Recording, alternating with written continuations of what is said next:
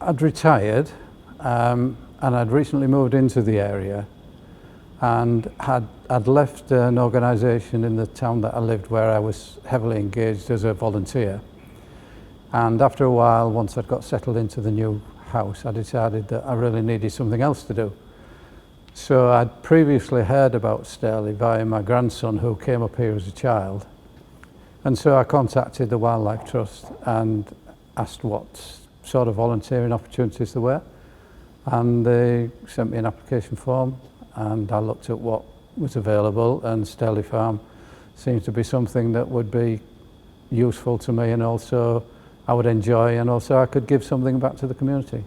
So I applied and thankfully I was accepted. Our volunteering experience falls into probably two categories. The first one is without a doubt is the camaraderie and the friendships that I have developed, especially with my being new in the area.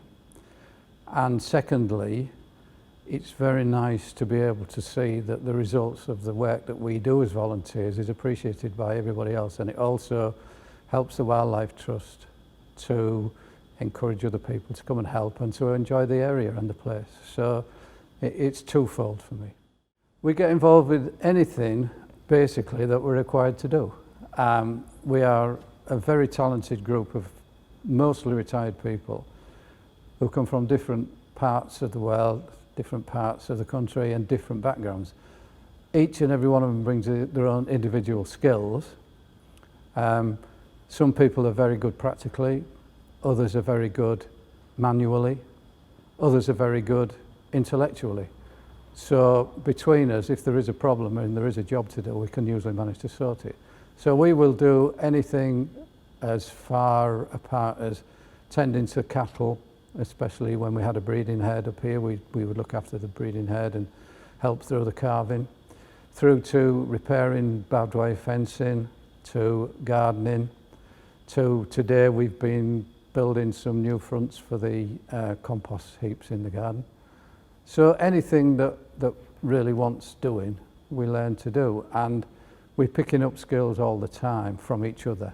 The more experienced people, I've learnt a heck of a lot since I've been here, and I hope I've been able to teach one or two of the skills that I have to other people here as well. So that's basically what we do. We are literally jack of all trades. We'll do anything that the management asks of us. We don't get involved with any of the public aspects of it. We're purely here to maintain the farm and the cattle. And in that way, it makes it easy for Steph, because we can get things ready for if they're doing something. So if they want the barn setting out, we'll set the barn out. Or if there's a gate damaged and they can't get, just things like that. So, but I know that Steph does have volunteers who work with her doing school classes and when children come up like last week to do the pumpkin carving and things like that. But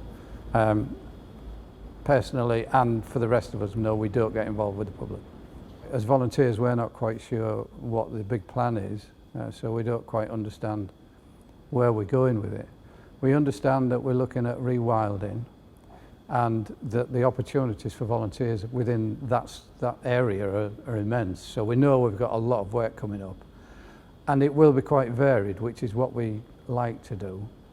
We do tend to kick against picking loads of weeds up, if you like, for want of a better. We'd sooner mend a fence than pick a weed up. But we understand that we're going to be doing things like, we will be doing some more fencing because we will be getting some more cattle in, hopefully. We will be doing reforesting, we'll be planting trees. We should also be probably laying out trails for nature walks and things like that. There are ponds that need looking at and redoing. So if you could fast forward 5 years, I'd like to think that the farm has moved in the direction that the Wildlife Trust wants it to go with our help. And I've cast my mind, I've been here 3 years, and I look at what it was like when I first came, and then I look at what it was just before lockdown, because everything obviously went out the window after lockdown. But up to then, the place was unrecognisable. And that's how I'd like to think that within the next 5 years we could get this place to where the Wildlife Trust wants it, or along the road that they want to go along with it, And provided we're kept in the loop and we're encouraged and we're involved, then the enthusiasm that we have will remain. Because of my own personal circumstances, I don't know whether I should even tell you this, but I lost my wife 3 years ago, which was the catalyst for me to come and work here. I'd already decided I wanted to come and work here, but when my wife died, I desperately needed something. And because of that, I was able to throw myself into this. And I didn't have to throw myself very far because the rest of the volunteers just grabbed hold of me and pulled me in, basically. And to say that they helped me get through probably the worst period in my life is an understatement. They did.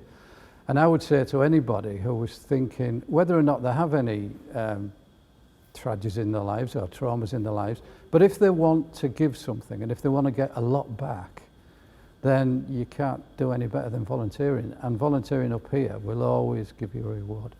You'll go home some days absolutely freezing cold, soaking wet, but with rosy cheeks and a big grin on your face.